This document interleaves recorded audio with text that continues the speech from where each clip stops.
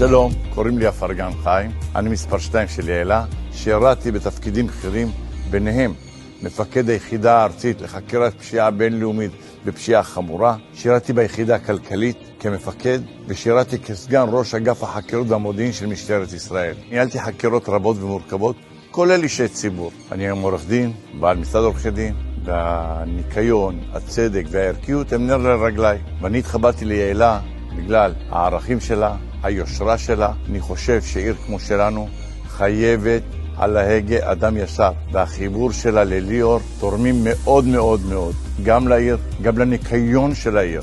זה חיבור מצוין שיקדם את העיר, ולכן אני איתה.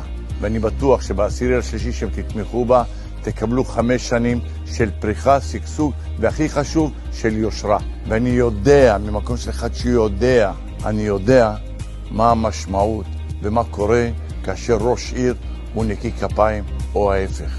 אני מבקש מכם ביום ראשון לצאת ולהצביע ליעלה, לא להמר על הבית.